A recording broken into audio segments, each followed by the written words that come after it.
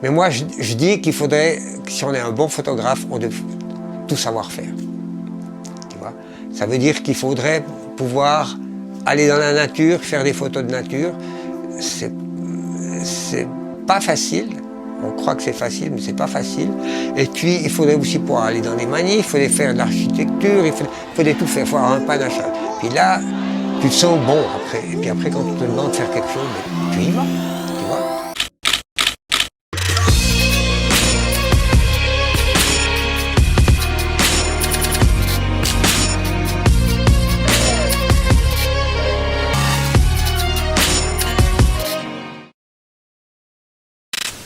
Salut à tous et bienvenue dans cette nouvelle vidéo. Aujourd'hui on est à Hong Kong et on va rencontrer un nouveau photographe qui va nous parler de sa pratique photo et notamment des images qu'il a fait des mouvements sociaux ici à Hong Kong.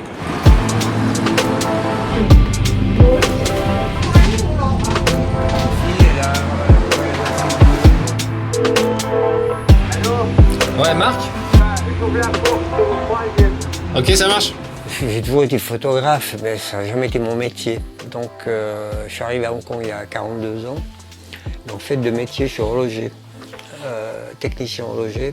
Donc je suis venu ici en fait en Asie dans les années 70 pour un peu développer les marchés et puis entre guillemets donner du service après-vente à l'horlogerie suisse, puisque je suis de Suisse. Moi, ça m'a intéressé parce que le poste était pour Hong Kong.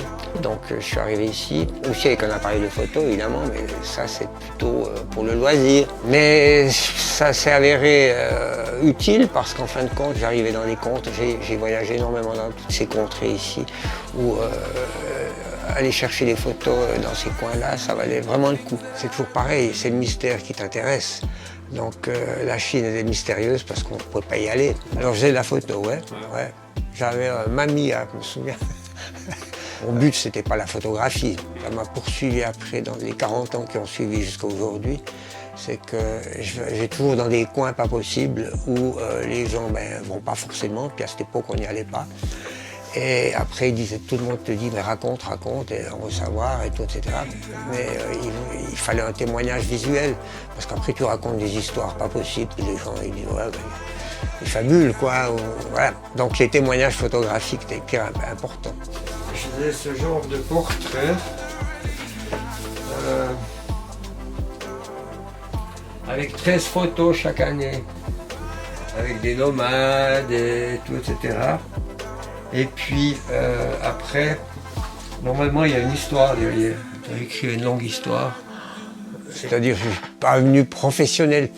Les gens disent que je suis professionnel parce qu'effectivement je produis énormément et puis je n'avais pas fait un métier. Mais en fait, il y a eu un tournant, c'est-à-dire que pour la suite, c'est devenu pour moi très important d'être toujours en forme physique pour ce que je voulais faire. Comme j'avais des affaires qui tournaient bien, j'avais le temps de faire autre chose aussi. Donc j'ai commencé à faire plus sérieusement de la photo, plus sérieusement écrire. Et après, je me suis rendu compte qu'il fallait témoigner ce que j'écrivais en montrant avec la photographie, quoi. Dans ces voyages-là, alors j'ai entre guillemets appris à maîtriser beaucoup la lumière en photographie. Parce qu'alors, dans les déserts et tout ça, etc., je me suis rendu compte que la photographie, c'était totalement différent de ce que je pouvais pratiquer ailleurs. T'es autodidacte en images en ouais, totalement, ouais. En fait, presque pour tout, sauf mon métier, quoi. Mais je veux dire, à part tout ce que je fais, je me débrouille toujours moi-même. C'est peut-être presque un défaut, parce qu'en fin de compte, ça bouffe du temps, parce qu'il faut toujours te tenir au courant, etc., plutôt que d'aller faire une école, etc. Mais j'ai jamais voulu. Et par contre, ce qui est intéressant, c'est que tu développes d'autres idées que les autres n'ont pas. Parce qu'ils suivent une école, puis ils suivent une manière de faire, et tout, etc. Puis toi, tu te rends bien compte des fois que, bon, c'est bon, mais tout le monde fait la même chose. Il faut toujours se creuser la tête pour pouvoir faire différemment. Mais moi, avant tout, c'est le témoignage, c'est la nature et surtout l'effort. S'il n'y a pas d'effort physique, ça ne m'intéresse pas. Alors si on vient sur les manifs de Hong Kong, par exemple, pour moi, la forme physique, c'est hyper important. Parce que quand je vois les photographes, il y en a des, ils font 2 heures et puis après ils vont se coucher ou bien ils vont boire une bière. Parce que c'est du boulot, hein. Donc c'est un peu une sorte d'amour-propre de me mettre au défi de pouvoir faire ci, faire ça, etc.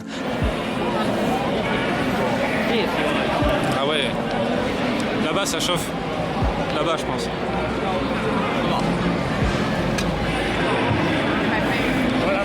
Ah ouais, ils sont là-bas, ouais.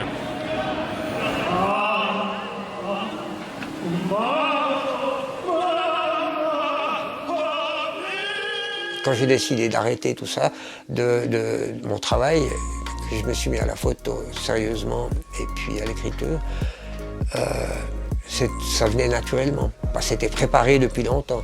C'est pas le gars qui arrive à la retraite puis qui se gratte le crâne que je vais faire du jardin, je vais faire de la photo. Parce qu'il y en a plein aujourd'hui qui font de la photo comme ça, qui sont devenus, parce que la photographie aujourd'hui est à la portée de tout le monde. Moi j'apprends tout le temps. Je dirais jamais je suis pro, parce que j'apprends tout le temps. Alors, en général, la masse, s'il y a 100 photographes sur une manif ici à Hong Kong, t'en as sur les 100, t'en as une quinzaine qui sont à 300-400 mètres derrière, parce qu'ils ne veulent pas prendre du lacrymogène ou un spray au poire, etc. Ceux-ci, ils iront jamais devant. T'as les fous qui vont devant, etc. Parce qu'ils veulent faire du chiffre. Et puis, ouais, ils vont à 2 mètres photographier. Donc ceux-ci, ils n'ont pas besoin de zoom. Hein. Ils travaillent au 50 mm et puis voilà, il n'y a pas de discussion. Puis tu as les autres alors qui se battent pour être vraiment en position tout le temps. Puis pour moi, c'est le positionnement qui est important. Je suis toujours face aux photographes, je suis jamais avec eux. En général, les photographes dans les manifs, là, ils se mettent jamais avec la police. Ils se mettent toujours avec les manifestants parce qu'ils ont déjà une idée préconçue que les flics ils vont taper. Alors moi, ce qui m'intéresse, c'est un angle un peu différent, un angle de 3/4, où tu as un peu les flics, mais pas trop. Et puis, j'ai tous les photographes de face. J'ai plein de photos avec les photographes de face, puis c'est là que tu les vois bosser. J'essaye de faire différemment.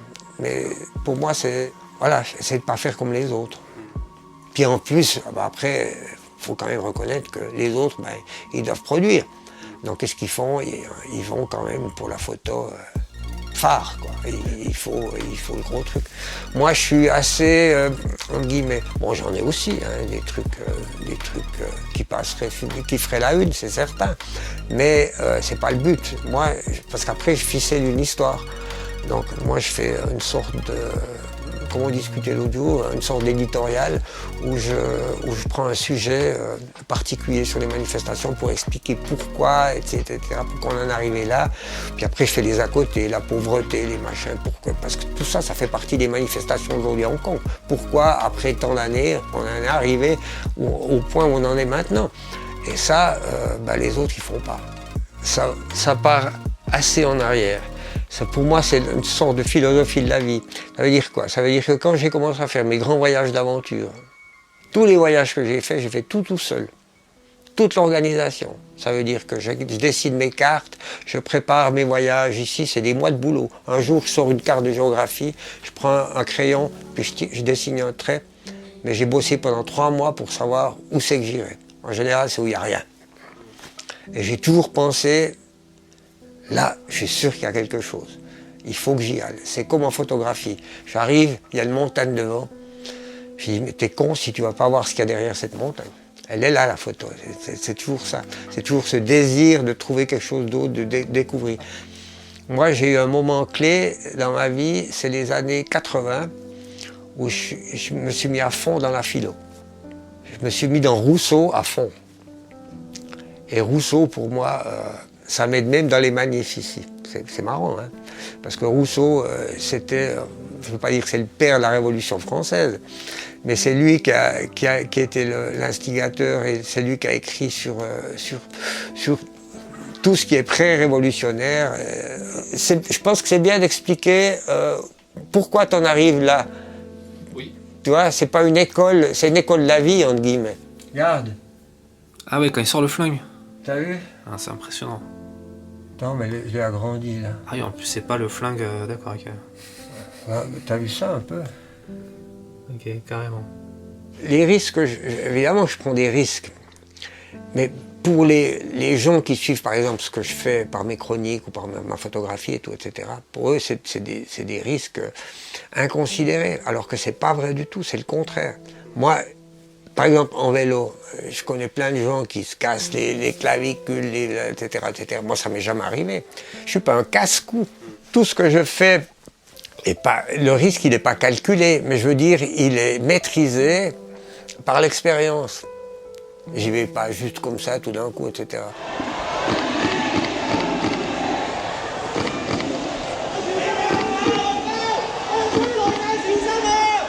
Les premières manifs, c'était en 2010. En 2010, parce qu'en 2010, Pékin, ils ont essayé d'introduire ce qu'on appelait le brainwash. Ils ont voulu un curriculum dans les écoles, patriotisme, etc. Il fallait tout d'un coup, il fallait aimer la Chine et tout. Tandis que maintenant, 2019, c'est totalement différent. Il n'y a pas de chef, on ne sait pas qui. Puis il n'y a pas de leader. Alors maintenant, on a appris aussi, c'est pour ça qu'ils ont monté ces systèmes de transmission d'informations avec des réseaux sociaux cryptés, hein, comme Telegram et l'autre, je ne sais plus comment elle s'appelle, l'autre plateforme. Il ne faut pas dire qu'ils sont insaisissables, ils sont saisissables uniquement quand ils sont statiques dans les manifs. Pour parler de la peur, moi quand je vais dans ces manifs, je crois que j'ai jamais eu peur. Quand je fuis dans les manifs, c'est pour ne pas me faire arrêter. Parce que moi, c'est pas un problème, mais je veux dire, mais c'est un manque, c'est que je ne suis pas professionnel. Donc, j'ai pas la veste de journaliste et j'ai pas la carte de presse. Bon, il y a des jours, c'est pas nécessaire, je veux dire, mais il y a des jours où quand ça chauffe et tout, etc., puis que les flics viennent mauvais, ils peuvent venir vers toi puis ils te disent votre carte de presse. Parce qu'il y a eu ce gros problème à un moment donné, la police, ils avaient enlevé leur matricule pour ne pas être identifiés, parce qu'après il y a eu des grosses pressions. Les listes des noms des policiers ont circulé sur Internet, leur famille a été, etc. Et puis leurs enfants, etc. À l'école, ils se faisaient huer, et tout, etc. C'était assez épouvantable ces histoires-là. Bref, donc eux, ils ont décidé aussi de faire la même chose avec les journalistes, par exemple. Parce que tout d'un coup, ils ont décidé qu'à partir de l'occupation des universités, c'est au mois de novembre, ils ont dit que maintenant c'est terminé, les journalistes qui n'étaient pas accrédités, ils pouvaient être arrêtés. Fini. Voilà, on ne discute pas. Donc là, je me suis dit, oula, fais gaffe. Pas que j'avais peur, mais je me suis dit, alors, mets-toi en position de ne pas te faire arrêter, c'est-à-dire, peut-être pas au premier rang, mais tu t'y retrouves au premier rang, tu peux rien faire. Franchement, j'ai jamais eu peur. D'ailleurs, à tel point qu'il y a des journalistes qui venaient vers moi, puis ils me disaient, il y en a un qui m'a donné un casque, des étudiants venaient vers moi, ils me disaient, tu ne pouvais pas y aller. Non, non, non, non, non, non. Tout le matériel que j'ai rien acheté, hein. On m'a tout donné. Quand les flics ils voyaient que les étudiants commençaient à s'équiper, ils ont trouvé d'autres tactiques, et vice-versa. Donc ça a évolué énormément dans tous ces mois-là. Mais au début, tu avais des guerriers contre des gamins. C'était incroyable. Moi, j'étais là au milieu. J'adorais y aller. Je les trouvais tellement courageux. Ils arrivaient puis, avec leur parapluie, puis ils allaient compter lacrymogènes. Mais il n'y avait rien d'autre, rien. Puis c'est là que l'opinion a tourné à Hong Kong. Parce que quand les gens ils ont vu ça, ils ont été horrifiés. Parce que c'était leurs gamins.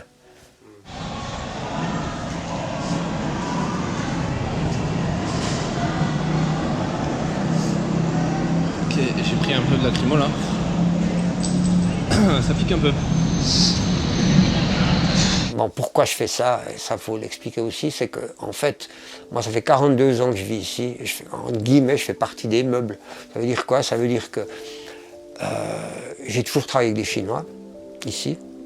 Tous mes employés étaient chinois. J'ai eu une fois un Européen, mais sans ça, j'avais que des Chinois, énormément. Et puis, ah ouais, c'est une grande partie de ma vie. Donc, je suis arrivé ici à 32 ans, en 1974, mais tout le reste, c'était à Hong Kong. Donc, j'ai payé mes impôts ici, vécu ici, j'ai jamais bougé d'ici. Bon, c'est bien, de temps en temps, je rentre en Suisse, bien sûr, pour la famille et tout, mais voilà, c'est ma vie, je fais partie d'ici, donc je suis concerné par ce qui se passe. Pour pouvoir écrire, il faut voir les deux camps. Et je me souviens très bien, en 2014, quand j'allais voir les deux camps, c'était incroyable. Personne n'allait voir les pro-Pékin. J'ai fait des photos là, mais quand je les montre, je me dis, où c'est que tu as pris ça?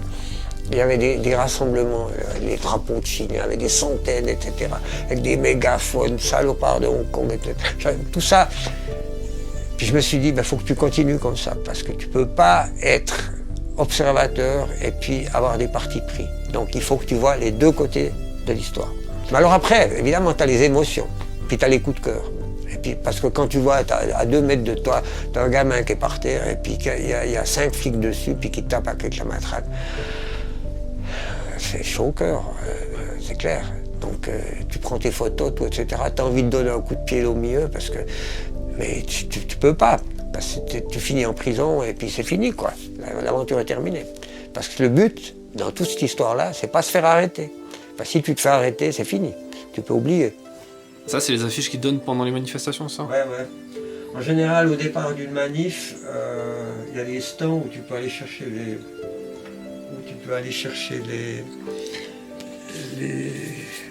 les placards. Ça, c'est Tiananmen, ils ont mis le feu à Tiananmen ici. Tu vois, c'est la cité interdite là derrière, à Pékin. En fait, aujourd'hui, on confie sa pensée et toute sa manière de faire aux externes. Et les externes, c'est Internet. C'est là qu'on va chercher des valeurs qui n'en sont pas. Parce que c'est des valeurs universelles pour tout le monde. Mais ce n'est pas des valeurs qui te font avancer, toi. C'est des exemples. Mais le meilleur exemple, c'est celui que tu as développé toi-même. Ça veut dire que c'est toi qui dois le vivre. Et puis c'est que comme ça que tu peux prendre confiance. Et le mental, c'est ce qui manque en général, parce que le mental, on se le forge uniquement par des expériences. Le physique aussi, tu me diras, il faut aller courir, il faut être en forme et tout, etc. Mais c'est les deux choses qui sont essentielles. Si tu n'as pas ça, je ne veux pas dire que la vie est difficile. Si tu as la chance d'être bon à l'école et tout, etc., puis d'avoir un bon métier, puis tu vas peut-être passer si tu veux devenir photographe aussi. Mais pour être photographe, il faudra quand même sortir, à moins que tu fasses de la photo de l'intérieur ou je sais pas quoi, les Folies Bergères à Paris, je sais rien quoi. Mais je veux dire, mais pour ça, il faut être en forme. Et puis il faut vraiment développer toutes ces envies par ton propre travail, pas le travail. Alors tu apprends à l'école, c'est clair, tu apprends la technique et tout, etc. Ça tu maîtrises. Mais après tout le reste. Croire en soi-même. Pour croire en soi-même, c'est une chose qu'on développe, ça se travaille. Ça veut dire que, tu disais tout à l'heure, est-ce que tu as peur ou tu n'as pas peur? Si tu crois en toi-même, c'est que tu n'as pas vraiment peur. Ça veut dire que tu as acquis une force physique et une force psychique, une force morale qui te permet de passer partout.